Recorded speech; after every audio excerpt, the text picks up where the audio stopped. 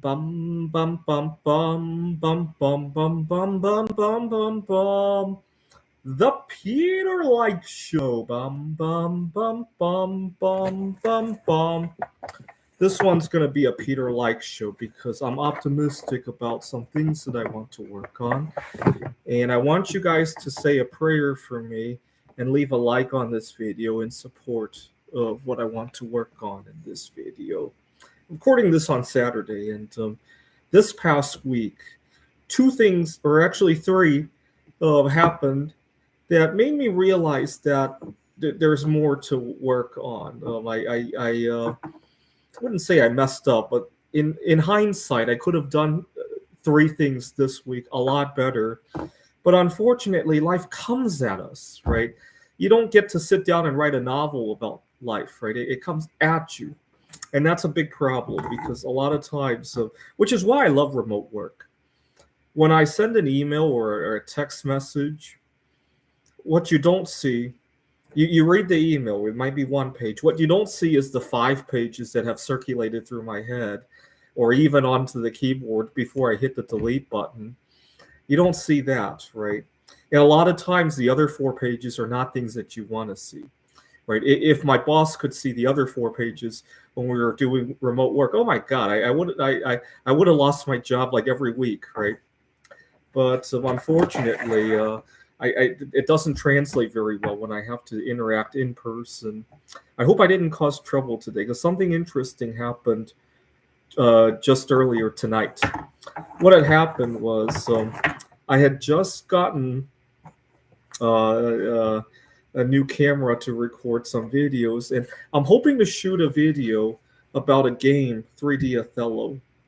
And as I was unloading the car, the entire game spilled out onto the ground underneath my car, and I was looking for all of the pieces. I was frantically looking and counting, make sure I had everything.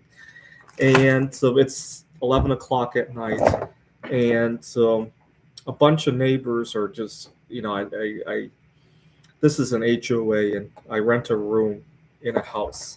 And a bunch of neighbors who probably didn't recognize me got concerned that I was underneath the car. And I explained that, I dropped a couple things underneath the car, and they were concerned, and they were like, "What did you drop?" And I didn't want these neighbors to come too close to my car. There were a few things in the car I didn't want them to see, because I used to live out of my car, and I didn't want, there was nothing valuable in there, but I didn't want them to think there were valuable things in there to break into the car for, right? So the way my car is laid out from the outside, you can't really tell there's a bunch of stuff in there. But with the doors opened and me underneath the car, I didn't want them to come any closer. But they misinterpreted. I suspect they misinterpreted that as I was up to something, right?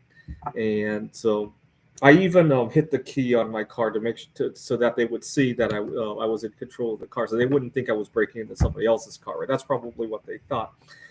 And so I continued to search underneath the car for a couple more minutes, and the neighbors were just like, crying, and I was like, just go away. I'm very stressed out because not only about potentially the neighbor seeing the interior of the car, but this is a pretty pricey game set, and so after I had shouted to the neighbors, I came inside to collect myself, and then it occurred to me that I could just pull my car forward so that I could, instead of trying to put my head underneath the car, I pulled my car a couple spaces forward, and sure enough, I found the two missing pieces. So that was good. But when I'm having a bad moment, like losing a couple of chess pieces, or I just recently suffered a significant setback in my life, when I'm dealing with that, I can't be around other people. For example, funerals are not places I like to be at because I need my space alone when something like that happens, right? Which is why usually breaking up is not a big deal for me, because by definition I have a lot of alone space to deal with the aftermath of a breakup, right? And so when I'm dealing with bad moments, I need my space, and unfortunately, people trying to comfort me usually makes it a lot worse, and so it's tough. Another place where I run into a lot of drama with this is when I deal with. I used to compete at a computer Olympiad contest. Soon I'll be competing in a number of art contests. And when I lose at those contests, I'm surrounded by people. And that's when I lose my cool with people. I hope my neighbors didn't get concerned that I was doing something, right? We have I don't think we need to learn about current events to know that neighbors sometimes get overly concerned about seeing strange things, right? So that's why I'm a little bit edgy right now about what happened earlier today. But in retrospect, I overreacted. I mean, yeah, it's a pricey game set, but it's not totally irreplaceable. We're not talking about a wedding ring or anything like that. I overreacted. Okay. But I think I was more upset that these people were just crying more than anything else. Another thing I noticed is that I've made videos in the past about how I dislike loud, crowded environments, but I came to realize it's not so much the loud environments that I dislike. I came to realize that it's the having to speak over the loud environments that I dislike. So, for example, I was at an event Wednesday night, and there was this girl I wanted to make a move on, and I did try to make a move on her, but I found that it was held at a bar. I found that by having to raise my volume, it kind of short-circuited my mannerism. I like to be more soft-spoken. Had we been in a library, that move on her could have played out very differently. Let's put it like that. But I still practiced anyway. I need to learn how to disassociate loud volume with soft-spokenness, right? If I can say the same content that I would say in the library at a crowded bar, just in a loud volume, that would be ideal, right? Earlier today, I was at a potluck event for my there was a lot of artists there. And I wanted to talk to a guy that I knew there because he hosts a bunch of exchange students from Japan. And I wanted to get to know a girl that he was hosting. But I didn't want to say it in the dining hall because it was loud. And I said, when you have a moment, could we have a discussion? I want to talk about a couple of things about future events that we could do here. And I kind of he said I could talk to him there. And I tried to start, but I realized that this isn't going very well. And so I told him, I kind of need a little bit of privacy. So why don't you finish cleaning up? We were cleaning up from the event. And I would have tried to help him clean up, but I should have come more prepared. I forgot to bring my latex gloves. I have food allergies, and there was pizza and crumbs everywhere. Otherwise, if I had my gloves, I would have looked. I need to be a little bit more prepared. I used to be much more prepared. I don't know why I've been relaxing things a lot lately. And I told him, I'm sorry I can't help you. I don't have gloves on me. He knows about my food allergies. And you know what? Those 5-10 minutes waiting for him to clean up were just excruciating. I hate it when I have to hold words in my head before I say them. Right? I'm all prepared to speak. The other place this can come up is I'm in the middle of a conversation and I'm tempted to interrupt. And as a result, I lose out on what the other side. Let's say I'm talking to my boss at a performance review. He accuses me of doing something that wasn't accurate, right? Wasn't 100% accurate, and I want to defend myself. But he continues to talk, and I'm looking for an opening to say what I want to say. And usually when that happens, I tune out to everything else that he said after the offending remark, right? Well, maybe not offending remark, but the remark that I wanted to make some to set the record straight on, right? What's really nice is that now that I have 3 jobs and some financial security, when I hear those untoward remarks, they don't bother me nearly as much. Yeah, I still want to correct the record, but it's not like a emergency when it comes up, right? It feels more like pretend it's like when I didn't have the financial security, those words were like a raging inferno, right?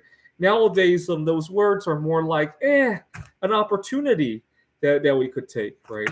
And a very different concept, right? It's kind of like if you're financially secure and you're in good health, you see the stock market crash. It's a buying opportunity, right? If you're in ill health and you got bills to pay and you don't have any financial security, that stock market crash looks like a very different animal, right? I kind of liken it to that, right? But I'm so pleased today that I was able to. It really goes to the one thing I want to work on is the fact that I was a wreck during the time waiting for him. Really goes to show the stark difference between how I handle my career and finances versus how I handle my dating life. Right, I have a lot of leeway to play with in my financial life. I don't in my dating life, and it really goes to show by how much anxiety I have in these two arenas, right? The stark difference, right? Had this been a financial discussion, had I been approaching him with a business plan and I had to wait 5-10 minutes, that wouldn't have bothered me at all, right? This goes to show, right? And unfortunately, we live in a society where the people who have often have more room to gain more, right? Money, love, friendship, good health, the people who have those things usually it allows you to gain more of those things, right? It's kind of unfortunate, right? I wish it worked the other way around, right? I wish I were nervous every time I wanted to talk about career and finance issues, and not so much in the dating world, right? Then I could have more balance in my life, right? Unfortunately, that's not the way the world works, right? So I need to work. But you know what? The more I do it, the easier it gets, right? Because I'll have less anxiety. Now that I have him, he's gonna try to help me mingle with these two Japanese girls that he's hosting, and he's now I have that. I have more room to play with. At another event where there might be a girl that I'm interested. Maybe next Wednesday, I'll go back to that same meetup and give it another try. Right now that I have something else to fall back on, and then I'll have two other things to fall back on. Then maybe next I hope to take a vacation in Poland this summer. There's a girl there that I haven't seen in 8 years, and maybe I'll make a move on her, right? And then I'll have three people to fall back on, and then I can make a move on. Well, in Poland, there's another girl that's kind of famous, and the other day I was talking to her. She's way out of my league, but as I was talking to her, I dropped the L bomb. I was high on caffeine, and so I dropped the L bomb on her, and it actually didn't turn out as badly as you might think it might. Right? And then I got scared because I'm not ready for that kind of lifestyle, that kind of mania kind of life that comes with being around a celebrity. I'm not ready for that. But it turned when I dropped the L bomb, it turned out well. And then I also got scared because a few months ago I had a dream one night. I dreamt that I had gotten her pregnant with 10 babies at one time. What had happened was I had gone no fat for 2 months, and I was going crazy over it. And then I had a dream that I got her pregnant with 10 babies at one time. And unfortunately, a lot of my dreams end up coming to pass. I dreamt that silver crashed, and I bought another 1,000 ounce silver bar not long before the COVID crash, right? And I really did buy another 1,000 ounce silver bar, right? I dreamt that there were a couple times where I dreamt that I had some luck with a girl, and I really did, right? There were times where I dreamt I broke up with a girl, and I did, right? I even predicted COVID-19 in another dream. I dreamt that my ex-girlfriend claimed that she needed to keep distance away from me because of a disease, right? And you get the idea, right? All right. And then I need to work on not allowing having to raise my voice to distort what I'm trying to say, right? Because let's face it, a lot of times the workplace can get, I was negotiating another job this past month, and what really made the negotiation nice was that I was sitting at home talking on the phone with my boss. I wasn't in the office with a lot of distractions. What had happened was I'm an adjunct professor, and a lot of times adjunct work comes and goes, and contracts get canceled so much. Part of the reason I got so overworked this fall was that I committed to 3 contracts when I really wanted to only commit to 2, but I didn't know if any of them would get canceled. And so I committed to all three, and they all went, which is good. But that was not what I had hoped to shoot for. I lost my Savers credit as a result of that. I make too much to qualify for that. And it's not really what I was shooting for. And so as I was negotiating with Glendale Community College, I explained that, I love to give 110%, but I know that contracts sometimes don't end up going. And so I end up taking the part of what destroyed me this semester. I'm still doing well this semester, but part of what took away from the 110% is that I signed up for more work than I really wanted to, and I think our students deserve more. Can we do something to ensure that this is a go so we can avoid some of these problems? And they couldn't, but my dean promised to look into another class for me. So it's good. Had we been in the office, I don't think I would have worked up the nerve to say all those things, right?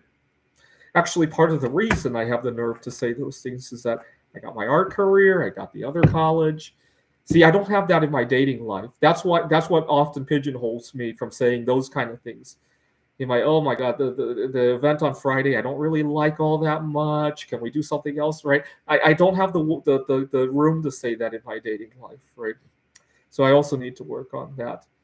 And I also need to work on the idea that when I'm dealing with a rough moment, needing the space in my life. I hope my neighbors didn't get a bad impression about me or anything, because I don't just go away. I'm very stressed. I found all of the pieces of the game, but it was still not a very comfortable situation. I was so stressed, I forgot I could even move the car. So stressed I was. And unfortunately, I make a fool of myself every time I attend a funeral, because I need space. I had my grandpa passed away 13 years ago now. I made a fool of myself at his funeral. What had happened was I was busy writing an AI for the game of, for the game of Othello. It was only 2D Othello at the time. And I almost missed the funeral. I didn't want to go. I was at my uncle's home writing the game, and I didn't want to get up to go. I told my brother, you could go without me. And he thought I was joking. And I said, yeah, fuck our grandpa. And my brother was so upset at that remark. He said, fuck you. And that was the only time in my life I ever heard him say fuck. He was 11 years old, and he was really religious against never swearing. It's kind of funny. When he was 2 years old, I used to love to say the F word so much. And one day we were in Taiwan, and the four of us were in the park, and my brother was just going, fuck you, fuck you, fuck you. He didn't know what he was saying. My mom was so upset. She knew that he had learned it from my dad and I. And so my mom was so upset at the two of us. And so, but then he grew up and didn't like to say it. And so I need my space to mourn. I was at a funeral of a friend of mine who had died of a drug overdose, and he and I were really close. And I also made a fool of myself because I need space. I can't mourn around other people. And so going to these art contests is going to be really tricky for me. Hopefully I can participate remotely for the first couple of times at least, right? And learn how to deal with losing gracefully. I can lose gracefully, but I need space to do it. That's the problem, right? That's why the Computer Olympia was such a nice thing during the lockdowns. Right now that we have to go back to the venues, it's going to be a lot tricky again, right? All right, please continue to pray for me by leaving a like on this video. This is the Peter Like Show. Bum bum bum bum bum bum bum bum bum bum bum bum.